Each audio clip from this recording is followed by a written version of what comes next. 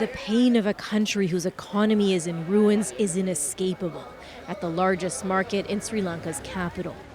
Once thriving, now much quieter. It's hard to make a sale, Mohammed Ikram says, with food prices so high. 10 people will stop, but only 2 will buy something. The same at this stall, where Kishal Das says he's surviving most days eating only rice and dried fish. Now President, Prime Minister, no good. He puts the blame squarely on the political class for the suffering across the country. That rage and frustration against the ruling elite spilled out onto the streets last month. Thousands of Sri Lankans occupied government buildings, pushing out now former President Gotabaya Rajapaksa, ending his family's political dynasty, a grip on power that left Sri Lanka hurtling towards economic collapse. At one level, it is the basic incompetence. At another level, it is the arrogance of not listening.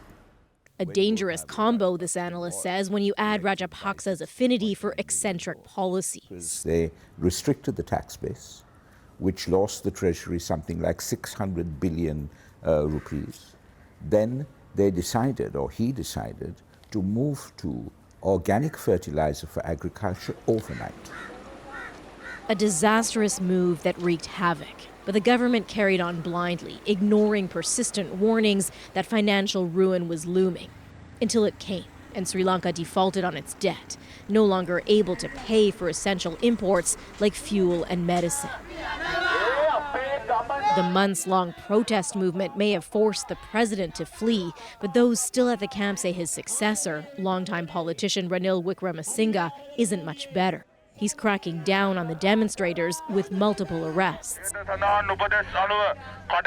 and warnings to clear out the remaining tents, leaving protesters bristling. Days after that warning from police, this is what the main protest site across from the presidential offices looks like. Quiet, that fear lingering of a further crackdown. And he's just proving himself as a dictatorial leader, just like the Rajapaksas were. This full-time protester is nervous and feeling dejected. Once vocal, she's now too scared of being arrested to show her face. And he's not the kind of system change that we've been asking for the last 4 months, so we're not satisfied with his leadership. We don't know where it's going to go. After an unprecedented political reckoning, deep uncertainty over what comes next for a country mired in debt, trying to navigate the fraught path to recovery. Salimah, Shivji, CBC News, Colombo.